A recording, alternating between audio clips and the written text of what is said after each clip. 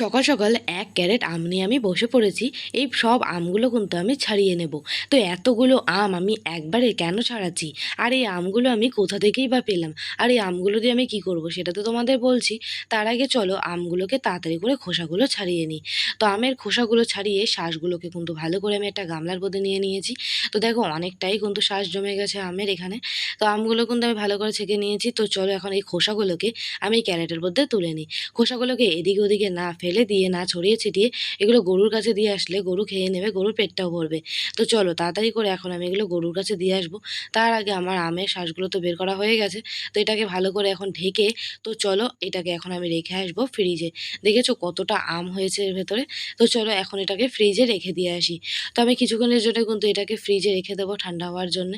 তো হলো ফ্রিজের ভেতরে কিন্তু আমি ঢুকিয়ে দিয়েছি। আর এত বড় একটা গামলার মানে ফ্রিজের ভেতরে ঢোকাতে আমার ভীষণই ভয় লাগছিল।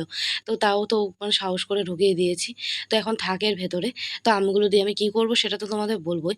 তার আগে চলো এক বালতি জল নিয়ে যে জায়গাটায় বসে আমি আমগুলোকে ছাড়িয়েছিলাম সেই জায়গাটা আগে ধুইয়ে নিই। তো জায়গাটা ধোয়াতে একটা মিষ্টি কমেন্ট বলি চলো তোমাদের। তোমার ভিডিওতে আমার নাম নেও না কেন? আমার নাম বৃষ্টি। তো থ্যাংক ইউ মিষ্টি বোন, বৃষ্টি আমায় এত সুন্দর একটা কমেন্ট করার জন্য।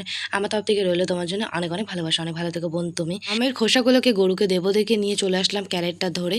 তো এবার বলি এই আমগুলো দিয়ে আমি কি করব? তো প্রত্যেক বছরই এরকম আমের সিজনে কিন্তু ১ ক্যারেট করে আম নিয়ে এসে আমি বাড়িতে ছাড়িয়ে তো সেগুলো দিয়ে আমসত্ত্ব বানাই। তো এবছরেও আমি আমসত্ত্ব দেবো বাড়িতে। তো বন্ধুরা এই বছরে পাকা আম দিয়ে নতুন তোমরা কারা, কারা বাড়িতে আমসত্ত্ব দিলে অবশ্যই কিন্তু তোমরা আমাকে কমেন্টে জানিও।